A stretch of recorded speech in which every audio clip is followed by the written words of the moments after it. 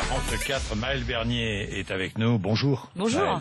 On va parler des taux immobiliers parce que ça faisait longtemps qu'on n'avait pas parlé, mais les taux sont toujours très bas. Ça ne bouge pas. Depuis juillet, il paraît que nous gagnons de l'argent en souscrivant un crédit immobilier. Alors, vous allez m'expliquer un peu pourquoi.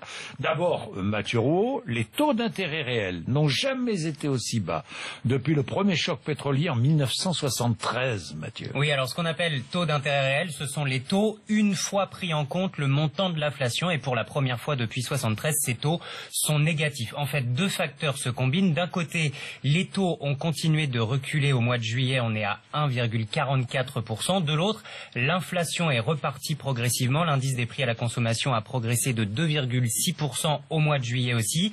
Taux qui baisse et inflation qui progresse. Le résultat, c'est que les taux d'intérêt réels sur l'immobilier sont descendus à moins 0,17 en juillet. En clair, vous avez plus d'intérêt à acheter à crédit qu'à payer comptant. Même si l'on a la somme pour acheter son appartement ou sa maison. Ah mais clairement, il faut emprunter. Mais vous savez, les gens qui ont beaucoup d'argent, ils empruntent de l'argent. Oui. Aujourd'hui, s'endetter, c'est s'enrichir. Parce qu'effectivement, s'endetter, c'est s'enrichir. Voilà. Comme il l'a expliqué, c'est-à-dire très bien, c'est qu'en fait, vous empruntez en gros, on va dire 1,5, et l'inflation est à 2.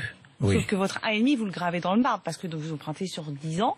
Oui. À un moment donné, l'inflation. Et le taux fixe, il bouge pas. Reste à 1,5. Et donc, vous avez un delta, une différence entre l'inflation et le taux d'intérêt qui est en votre faveur, en faveur des emprunteurs. Et moi, je conseille aussi aux gens, c'est-à-dire que s'ils peuvent le faire, de tout emprunter, y compris les frais annexes. Franchement, vous avez tout intérêt à le faire quand c'est possible, parce que vous allez effectivement gagner de l'argent. Et garder un peu d'argent de côté, parce qu'on parlait des gens qui en ont beaucoup et qu'on le cache, mais même des gens qui ont une petite somme, s'ils n'ont pas besoin de l'investir et de la mettre pour acheter le bien immobilier dont ils ont besoin et dont ils veulent, qu'ils gardent cet argent et qu'ils empruntent. Et qu'ils empruntent, oui. 1,44, c'était juillet, les taux, la moyenne, une moyenne. Oui, mais il y a des taux qui sont encore plus bas. Ah bah il y a des taux auprès des banques des taux plus bas. À meilleurtaux.com, vous connaissez ça par cœur. Bah, bien sûr, on voit des records arriver. Alors les records, ils sont surtout en région, c'est dans les villes moyennes où l'activité est pas forcément extrêmement violente comme à Paris ou à Bordeaux par exemple, et où les banques du coup sont prêts à faire beaucoup d'efforts, et on voit arriver des taux à 1,10, 1,20 sur 20 ans. Moi j'ai vu arriver l'autre fois d'une ville comme Reims un 0,85 sur 15 ans. Donc alors c'était effectivement cet été, mais c'est prodigieux. Moi j'ai même demandé au courtier de là-bas s'il n'y avait pas une erreur dans son mail. Je dis, tu t'es trompé? Il me dit non, c'est vrai. Donc les banques aujourd'hui, voilà, elles font des efforts, et effectivement c'est la course. Oui, c'est la course. C'est la braderie, quoi. C'est la course. Est-ce qu'il y a du bien à acheter? Est-ce qu'il y a des appartements? Parce qu'à Paris, bon, j'oublie Paris, hein, c'est à part. Paris, ça devient tellement cher que, mais ailleurs, en province, partout il y a ailleurs, des villes qui sont en plein boom. Hein. Partout ailleurs, ça tourne. C'est-à-dire qu'en fait, si vous sortez Dijon, de Paris, Bordeaux, les Mans, Reims, mais il y a pas toutes les. Alors, il y a les villes TGV. En plus, vous avez Lille, Le Mans, Angers, Rennes. Rennes, ça remonte un petit peu, mais malgré tout, dans ces villes-là, le marché est très dynamique. Les gens ont bien compris qu'ils n'avaient pas forcément intérêt à louer très longtemps.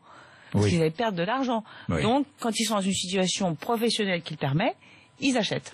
Ils achètent. Et donc, ça continue, le marché de l'immobilier continue à se porter correctement. Oui, tout à fait. On a effectivement un léger ralentissement, mais qui est un peu lié dans le neuf, à la fin des aides, et notamment les zones rurales, parce que c'est vrai qu'il y a moins d'aides. Mais aujourd'hui, si on termine à 900 000 transactions l'année 2018, une année de crise, c'était moins de 600 000. Donc, on est loin d'une crise immobilière aujourd'hui. Bien. Merci beaucoup. Maël Bernier, encore une fois, très compétente, porte-parole de meilleurtaux.com. Allez, si je vais sur meilleurtaux.com, je peux dénicher le meilleur taux. Vous allez normalement le trouver, on espère. Je vais le trouver. Bon, c'est très bien alors. 6h48. Merci beaucoup. Beaucoup. Vous réagissez.